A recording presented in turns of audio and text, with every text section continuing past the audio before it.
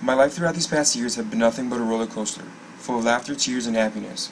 I have learned so much about myself over these years, and all the obstacles and challenges I have gone through have made me who I am today. Raising up in a Latino household, my parents never knew the importance of education. Neither of them went to college and always had the mindset that it wasn't necessary to go to college to become successful. They were raised in Puerto Rico and worked long hours in the sugarcane fields with their parents to make sure they had enough money to put food on the table. Many jobs later, they were able to buy the house they wanted and open up a restaurant. Their definition of success did not involve going to college and earning a degree. My older sister decided to venture off to beauty school, where she obtained her license in cosmetology. Being that she didn't want to go to college, I was the first in my family to continue my education without having any clue on what to do. I was admitted to Westchester University in the summer of 2009 through the Academic Development Program, also known as ADP. I wasn't really looking forward to it since I had to begin college a few weeks after I graduated high school. I was also not quite prepared to start right away. I never knew what my life would become. I began my collegiate journey as a finance major, but then soon after, I became very intrigued with learning more about the native language of my family origins, thus declaring a major in Spanish language and literature. As an incoming freshman student, I knew I wanted to get involved in co-curricular opportunities to better find where I mattered on campus, to build upon my leadership skills and make a positive difference in the campus community. I knew how to get involved on campus, so I looked into various organizations. I found a few organizations that caught my attention: the Latino American Student Organization, also known as LASO, and MASFO Latin Dancing. Coming from a predominantly white high school, I was one of the 6 Latinos and we all knew each other. Seeing a lot more Latinos at WCU made me feel comfortable. It was my home away from home. The racial identity theories come into play here. Ferdinand and Gallego's model of Latino identity development is displayed as I had developed a strong identification with a specific subgroup within the Latino culture. I was immersed into a new environment which advocated for Latinos and brought awareness of culture and diversity to campus with the programs and events that we hosted. I quickly joined the executive board as the treasurer of the organization and was responsible for developing programs, events, conferences on campus, fundraising events, and making students feel welcome.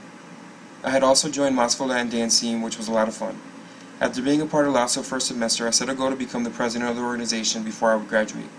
In 2012, I became the president of the organization, and from there came other opportunities such as joining the Spanish club as the treasurer, becoming the manager for the dance team, and joining a culturally based fraternal organization, Lambda Alpha Upsilon Fraternity Incorporated.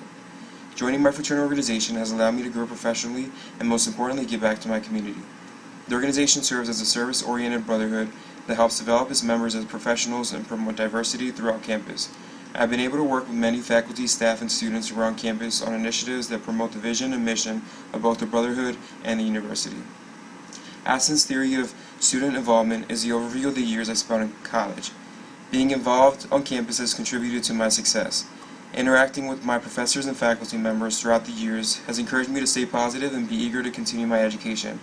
My out-of-classroom experiences have greatly impacted my leadership skills and student development, and helped me realize the added value of the work student affairs professionals do every day.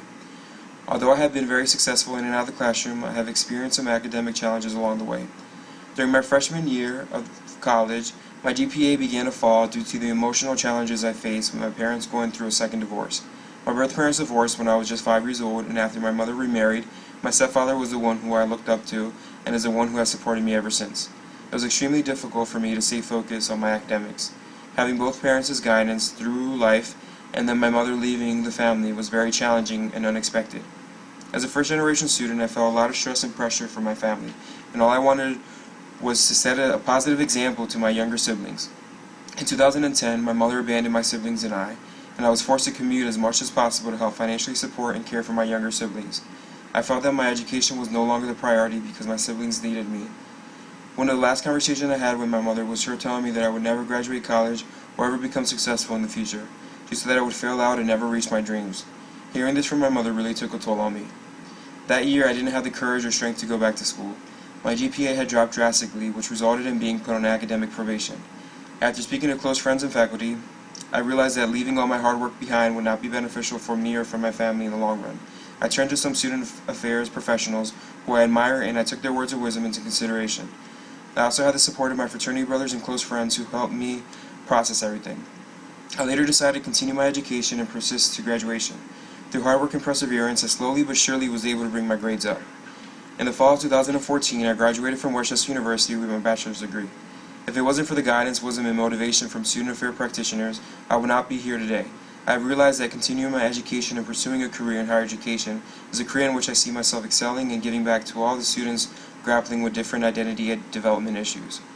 I've learned that sometimes life happens, but having others who support and encourage you to do better can make all the difference in the world. Reflecting back on my undergraduate years, I can say that it was a roller coaster of emotions and obstacles. Without them, I would not be where I am today, and I'm so grateful for everything that I have gone through and appreciate the struggles. Without the hard times, I would not have been able to grow and develop into the young professional that I am today. I always believe that things happen for a reason, and it all worked out in the end. Looking back at my freshman year and receiving that letter of potential dismissal from the university really set things into perspective for me.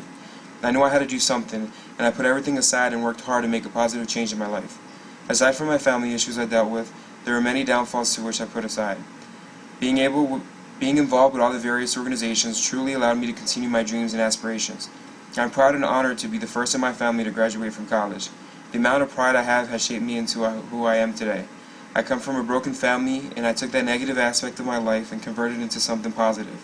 I strive to achieve my goals, and I'm proud of how far I have come. Ending where I am today, I have to say that a combination of my entire college experience is why I decided to pursue a master's in higher education, counseling, and student affairs. Being able to relate to students and help others make the right decisions is the primary reason why I'm in this counselor program. Also, dealing with the issues I dealt with at home has given me a chance to be there for someone else. I know that it wasn't easy for me, but being able to make a difference in someone else's life is what I look forward to. I am proud of all my accomplishments and look forward to what the future has in store for me.